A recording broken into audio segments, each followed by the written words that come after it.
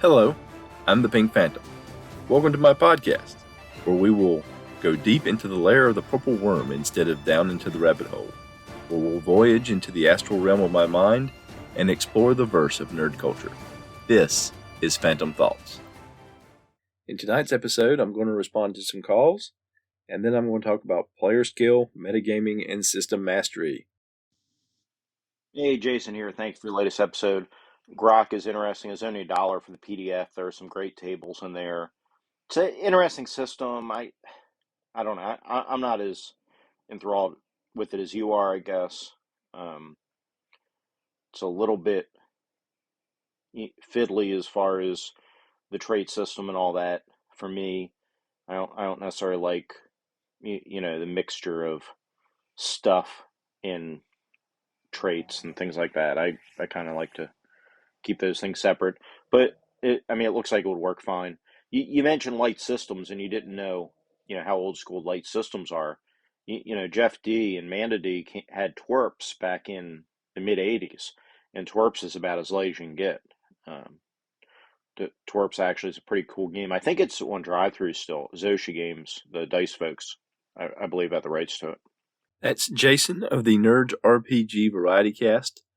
Thank you for that call, Jason. And thank you for the information about twerps. I'm always down to hear about games I haven't heard about in general, especially older games that go back to the past a little bit. As far as Grok is concerned, I don't know how well the system would work. I thought it was interesting how everything that was involved with a character all ended up being related. And instead of using like a hit point system or whatever, when you suffered setbacks, when you suffered injuries, it would affect your ability to carry things. It would affect your ability to, if you had some kind of a social setback, it would might affect your relationship with some of your hired hands. It would affect if you had a combat setback, could affect your equipment. And eventually it could affect your ability to simply work in the world, to accomplish things, to do things.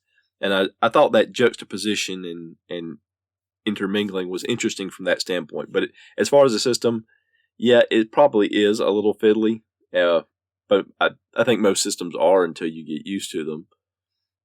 But I also think that it's something that might work, or it might end up being a situation where a few bad die rolls and you're close to dead and you can't really accomplish anything. So it could go either way. I love OctoSR. Kind of embarrassed I didn't think of it. Hashtag. That's Taylor from the Clerics Wear Ringmail podcast. Thank you, Taylor. Yeah, I was very pleased with myself for that. My brain likes to come up with these little, I don't know what you call them, just combining words in different ways. I also work sometimes entirely too hard to come up with acronyms that spell out something pithy or relevant, and then only to realize that it's a unmitigated mess of a phrase when you put the actual words together that it takes to spell out the word I'm trying to spell out. But thank you for that. Yeah, I saw you use the hashtag on Twitter already, and I appreciate that too. As far as OSR October or Octo SR or whatever it ends up being called. Yeah, I think the problem with going just I agree with you that we just need to open it up and people need to do what they want to do, and however they want to. The caveat is we want hopefully people be positive and stay in the positive realm, but whatever they want to talk about, and not be nailed down, because that doesn't make any sense. Consider the DIY nature of the OSR. But I do think if we take OSR out of the title, we lose a little bit of the aspect of trying to rehabilitate the name and present that positive image. So I guess it just depends. What is the goal, to just promote older games, or is the goal to promote that older game and playstyle plus rehabilitate the name? I guess is the question.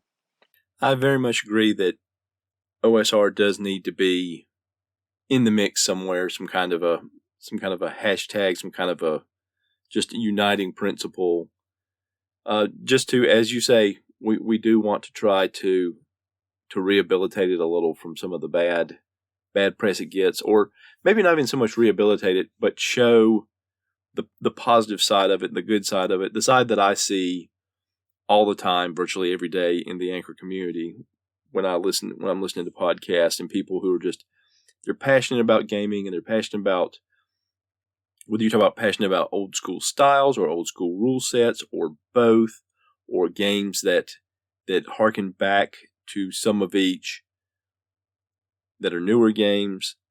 And I think that is important to say, look, there are toxic people who talk about the OSR and claim to be OSR people, but that's not everybody there is. That's not the majority of people there is. And here are some people who are talking about, for a month, talking about the games and the play styles and the campaigns that they are passionate about. I think that's very important. So the main topic today is actually inspired by a recent episode of Taylor's podcast, Clerics Wear Ringmail. This episode was called Regarding Player Skill. And in it, at the beginning of the episode, Taylor played a call he received from Joe of the Hindsightless podcast. And Joe asked the question, what's the difference between player skill and metagaming? And Taylor and a guest, a gentleman named Rick Stump of the Don't Split the Party podcast, had a pretty in-depth discussion, and Rick provided a couple examples of things that he considered, this is player skill, this is metagaming. So I thought about what he said, and I disagreed a little bit with his anecdote that indicated metagaming. So I wanted to talk about what I consider those subjects. I think it's something that if you ask people, you'll get a fair amount of crossover, I think, on, especially maybe on the metagaming topic, but on some of the others, but on player skill, and something else I want to talk about, another term that's used throughout the hobby, particularly the old school versions, system mastery, I want to talk about. So I want to give what I see as what these things are. So to me, player skill is using character knowledge effectively in the gaming world to help ensure that your chances of success are higher, of accomplishing, whether it's a task, completing a mission, whatever, maybe achieving a big goal in your campaign. This could be any kind of character knowledge. It could be experience from, if you had dealt with a particular type of monster, if you had to fight vampires or zombies or dragons or orcs, something you know about them that enable you to do that. Could be from traps, if you've run across some certain types of traps, how you can avoid triggering those. And it would be something that would involve, it could even be something the characters acquired from talking to people, from going to sages or going to local officials or talking to local people about what's going on in the area, what they've encountered, what they've seen. Doing research on maybe the history of a dungeon area that they're about to go into, where they want to know kind of what they'll face, so they can obtain the right resources, supplies, and tools and weapons that would be most effective in helping them be successful, depending on what kind of creatures they might encounter, what kind of weather are they going to have to deal with, what's the terrain like, what kind of obstacles are in their way. Are they going to have to climb a mountain? Are they going to be delving down into a cave? Are they going to have to be navigating a river? And some of this player skill may also, depending on the system, have to deal with encumbrance, inventory management, because, under a lot of systems, you can't carry everything, and you have to decide, what are you going to leave behind? What can't you take with you that you think you might need? Now, metagaming, for me, is you're using purely player knowledge, probably primarily of the system itself, or of something specific to the campaign you're in, the adventure you're on, or just the world you're in.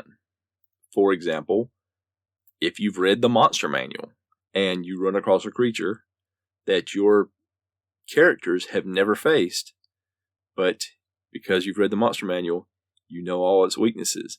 You know how to hurt it. You know better strategies for dealing with it that maybe somebody that's never read the monster manual knows. Or if you've read the module that your DM is working off of.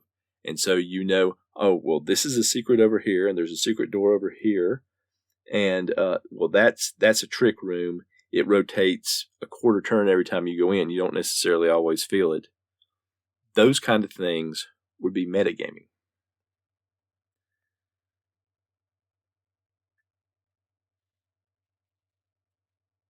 So how does system mastery tie in all this? Okay, so system mastery for me is an expertise in mechanics of the game system.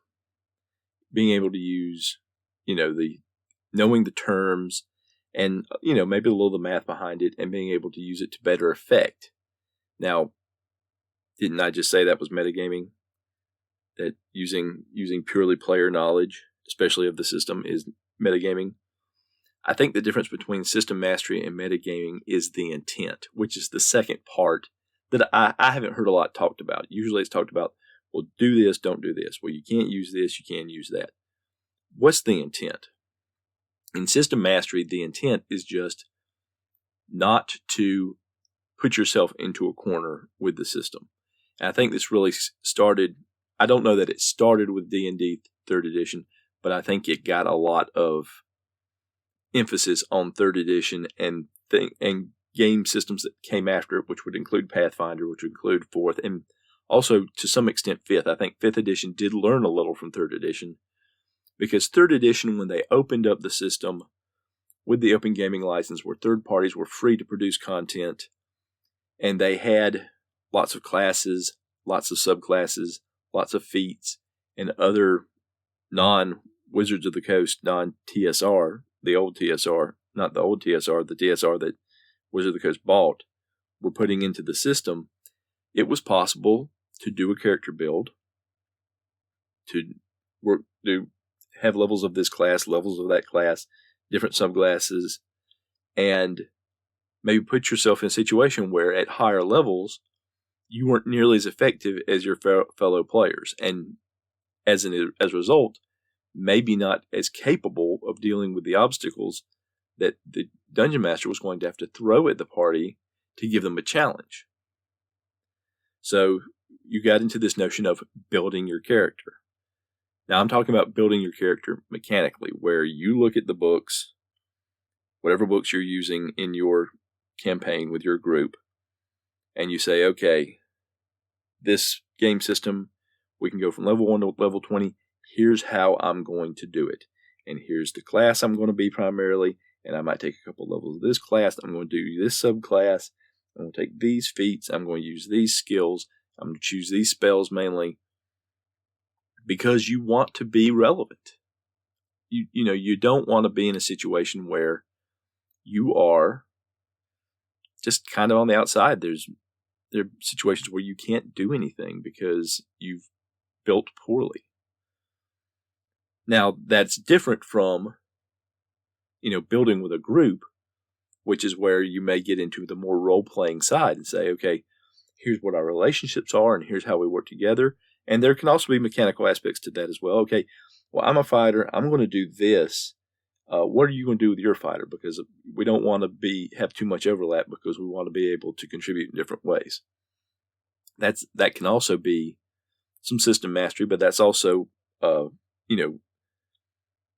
camaraderie, building the group both player to player and character to character. So circling back to the discussion that Taylor and Rick had. In the episode, Rick gave a anecdote that he said illustrated metagaming. And it was a situation where players in his campaign were fighting a group of bugbears. And toward the end of the combat, one of the players said, I'm going to cast Magic Missile on that last bugbear. And one of the other players told him, don't do that. We know how many hit dice these creatures have, and we know how many hit points of damage we've done to him. He only has 1 to 3 hit points left. Throw a dart. Now, that does sound like metagaming because of the terminology that the second player used. But I would say, my position is that that player, while he was using metagaming terminology, was using it to communicate character knowledge to another character. Had he said instead, my character speaks up and says, "Don't waste your spell. We've been fighting these bugbears. We know how much it takes to kill them. That bugbear's on his last legs. The next weapon strike is going to kill him anyway." Because that party had been fighting bugbears. So that party would know how tough bugbears are. So to me, that was just a matter of the expression made it sound like it was metagaming. But to my taste, that was not metagaming. But again, opinions are probably going to vary on this because they always seem to when these subjects come up. But I think what it illustrates is that what do the characters know? You know, if characters have fought a monster, to me, whatever information they gleaned from a monster manual, those characters gleaned from that combat with that monster. You know, the only way they wouldn't is if there was some kind of special ability the monster didn't get to use in the last combat because it didn't last very long. And in that case, it could just be a matter of, hey, they were exchanging tales of the tavern of this creature they fought, and someone else said, "Hey, did they do their poison sting attack on you? Oh, we didn't know they had one of those. Yeah, you probably better watch out for that the next time you have one." And you can make arguments that characters would know from, as I said, talking in the tavern, what they're up against. But I think that's, again, where I talked about where talking to people in the local area, talking to sages, gathering information before you go out into the wilderness, I think that can be part of that as well. And again, to me, that part of it is player skill. But if all you're doing is you read the module and you read the monster manual, and so you're automatically ready for everything that comes at you, that's metagaming. So that's my opinion. I'm willing to bet there's some differing opinions out there. I'd love to hear them. And that's going to do it for another episode of Phantom Thoughts. If you have any feedback you'd like to leave, you can contact me by leaving a voice message at anchor.fm/the-pink-phantom, or you can send an email to thepinkphantom1@gmail.com, or you can contact me on Twitter @thepinkphantom. The music in this episode was Strength of the Titans and Late Night Radio by Kevin MacLeod at Incompetech.com, licensed under Creative Commons by Attribution 4.0 license from creativecommons.org/licenses/by/4.0.